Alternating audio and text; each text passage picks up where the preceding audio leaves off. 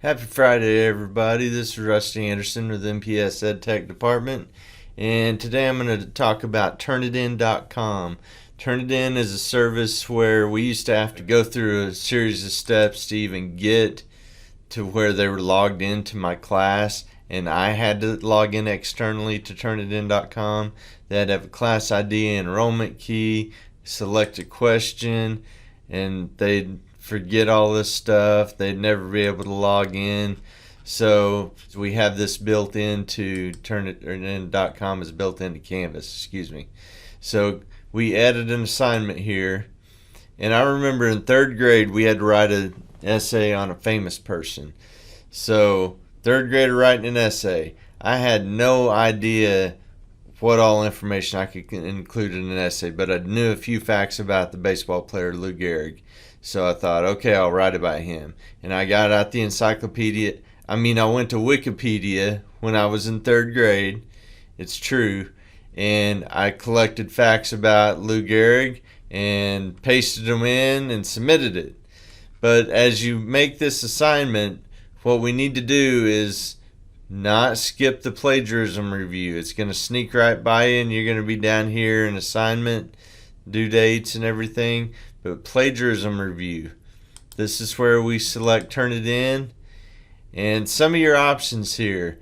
I always like to do this where it says standard paper repository, because that means in the future this paper that your student is going to hand in is going to be recorded in Turnitin's database, and it can be checked against for others. Say siblings come along and they're going to write about Lou Gehrig because mysteriously their brother or sister has an essay they already wrote on him, and they think they're going to get by with that. So we're going to set default settings. All right, now a lot of times you might be kind of ready to just throw it at them and say do it right, and after the due date or after the assignment is graded, you're going to tell them they cheated and they get a 0 or whatever.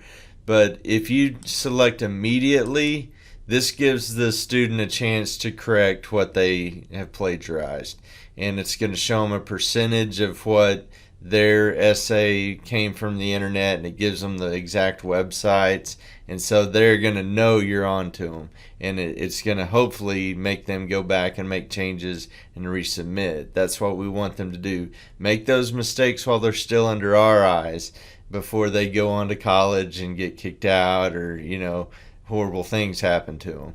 So you can deduct points, you can give them a ding on that because they are cheating, but you never want to mark it in the grade book as CH. You never want to put a comment there that's too degrading.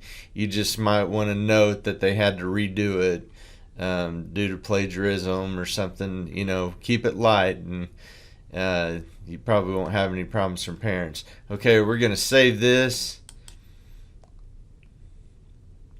Alright, our assignment is now live, and Gloria Anderson is going to be a little cheater face today. She's going to go into this course, and under modules she's going to open up this famous person essay. It's going to be the easiest essay she ever wrote. She's going to select text entry, and one of the things that you'll notice after we copy this from the encyclopedia, Wikipedia, you're going to notice there is a box down here that says, I agree to the tools end user license agreement. This assignment submission is my own original work. Liar. Alright, so we submit it. Submission details.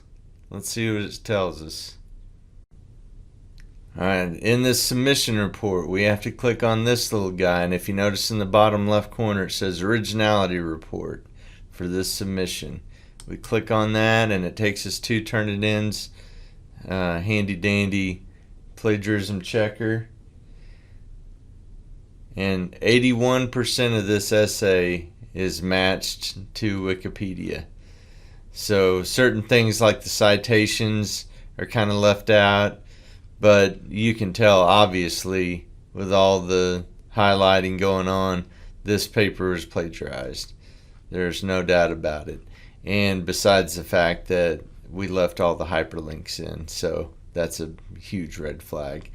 But what it does, it'll break down, even if they go to like, Spark Notes or anything like that and piece it together.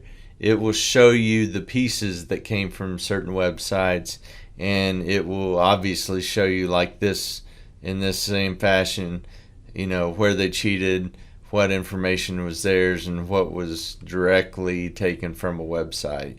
And if it is going against a paper in the repository, it will show up. It won't tell you the student's name, but it usually does tell you the institution it came from. So it would say like Moore Public Schools if it was a sibling, or a lot of times I'll find college papers online and it'll say what university it came from.